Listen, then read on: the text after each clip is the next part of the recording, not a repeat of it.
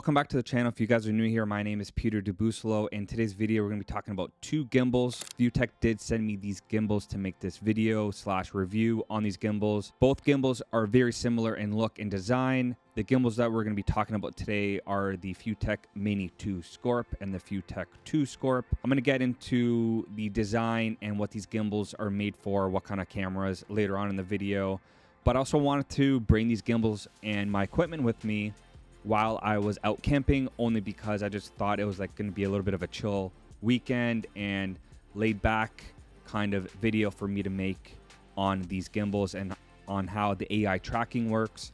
So it's going to be like a real world test on how the AI tracking works and how it performs in normal daytime conditions as well as low light conditions. I'm gonna let the whole camping stuff roll. It's gonna start from the beginning and we're gonna come back here. And there's also a few things that I want to talk about the gimbals that I wasn't able to mention while I was out camping.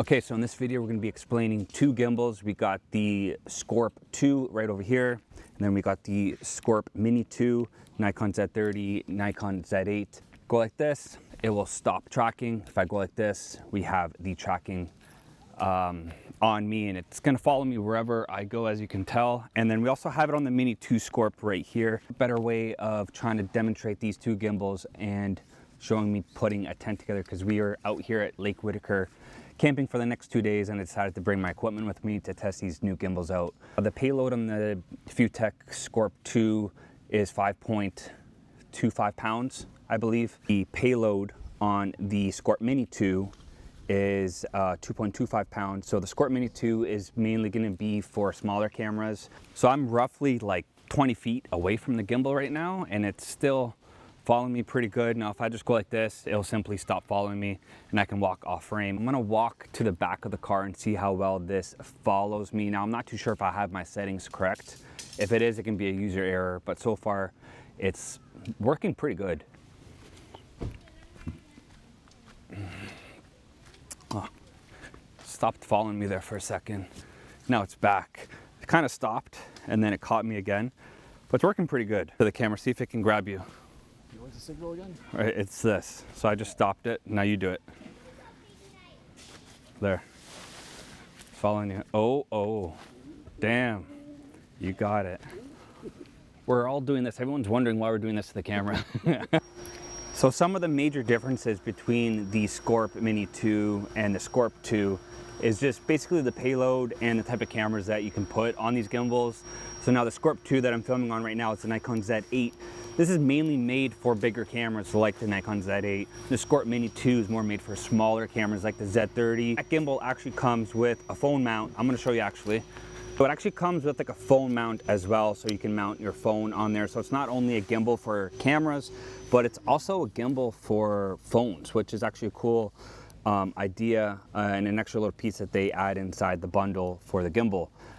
Another cool thing is that both gimbals actually come with like a tilting wheel in front of the gimbal where you can use it to adjust the pan or tilting of the camera. They have a 1.7-inch screen display on the back. I think it's 1.7. I'll put the measurements up here. I feel like the Scorp 2 just feels a little bit more of a heavy duty gimbal, obviously because it can hold a heavier payload for a camera. Where the Scorp Mini 2 is just made for smaller cameras. They both look identical. The only thing is that the Scorp 2 actually comes with like little wings on the back where the handle is. So like if you don't have the little tripod legs, you can simply bring the gimbal back and then you can use those legs to hold the gimbal. So we're gonna get this tent together and they're gonna start cooking, and it's gonna be a fun weekend. I'm excited. We got Richard over here setting up his tent. It looks like he's having a hard time. You having a hard time? No, I'm having a blast. He's having a blast. This is gonna be the fun part of putting this tent together. Okay, so we got the Scorp Mini 2 paired with the Nikon Z30, and then we got the Scorp 2. I'm currently using the Z8 right now only because I only have two cameras. But yeah, I'm just gonna go through a little walkthrough of each gimbal and the differences between them. So if we look side by side, they actually almost look very similar. We got the wheel here on the Mini 2, And then the wheel here on the 2 Scorp. The wheel on the Scorp 2 looks a little bit bigger, obviously, than the Mini 2. We got the same buttons as we do on the Mini 2 Scorp there as on the Scorp. This arm here is obviously a lot longer than this, and then the payload.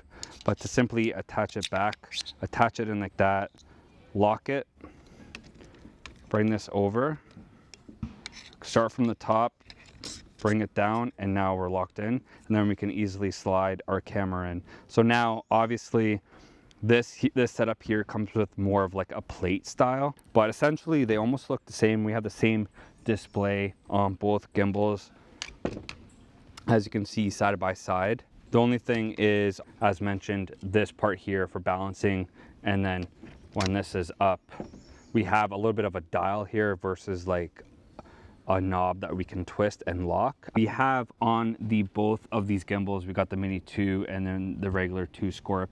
We have our AI tracking system that are on the arms of the gimbals. If you look, they're actually identical to the arms. Now I'm actually curious on how this is gonna work for low light, which we're gonna test probably later tonight or tomorrow night.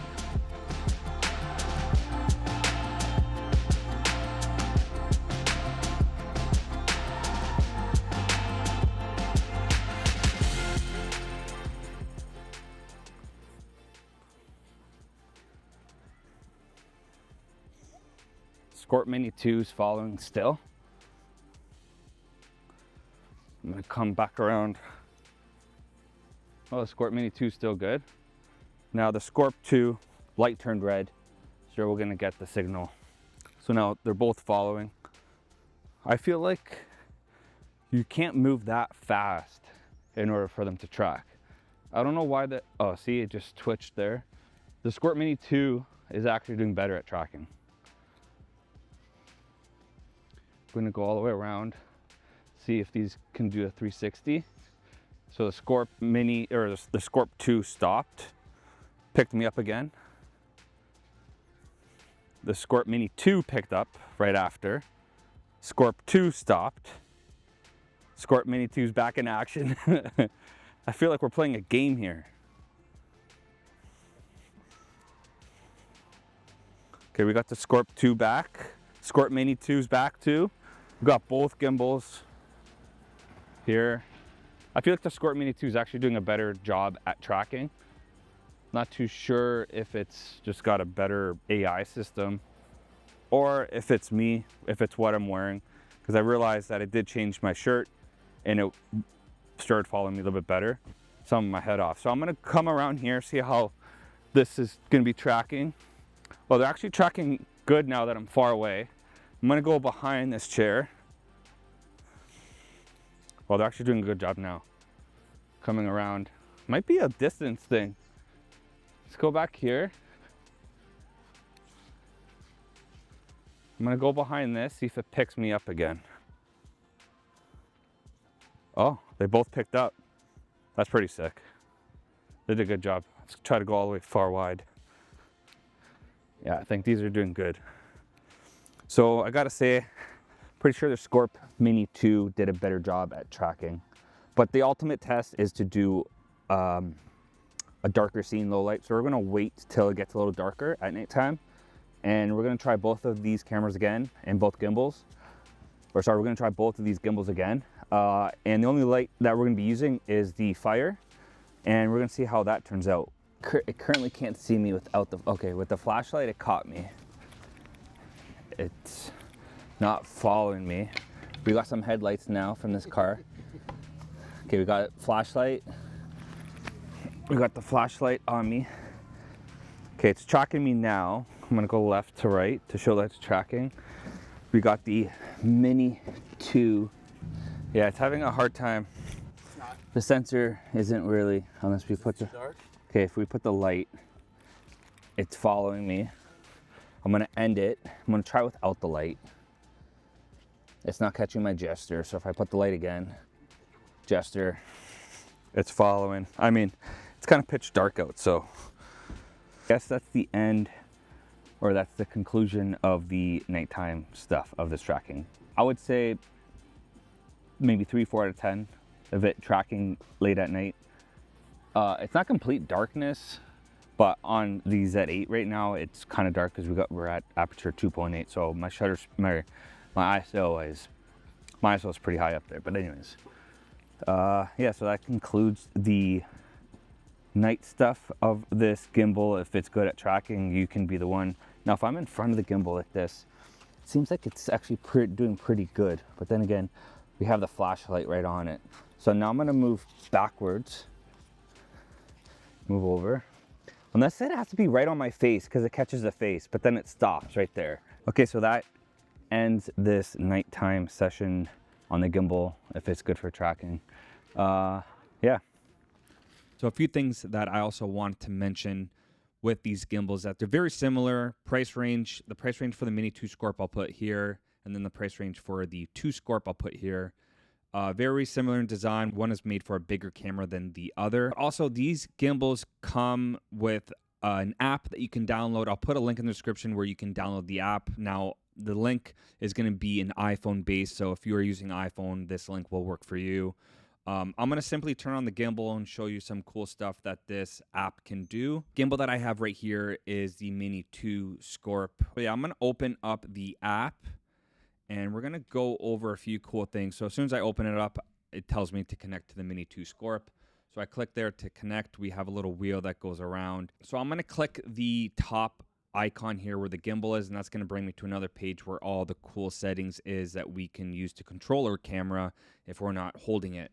So there's a setting down on the right here that looks like a little controller with a hand holding an iPhone. So if we click that, we can actually control on how this gimbal moves and all that cool stuff. Like, this is insane. So now I'm going to double click just so we can get an accurate reading with the phone. So now I have it clicked on the bottom right here. If I go up, we can see the camera is clearly moving with how my phone is moving, and it's pretty accurate, a little delayed, but I mean, so, and then if we simply unclick that icon, we have a little joystick icon here that we can use to control the gimbal as well for tilting up, down, and panning left to right. So that's only a few things that I wanted to go over the app, which I found that was most creative in my opinion based on this app. But other than that, the next topic I wanted to talk about is what gimbal is made for what kind of filmmaker. Now, the FeiyuTech Mini 2 Scorp is going to be made for someone who uses a smaller mirrorless camera like the Nikon Z30, something similar in that size.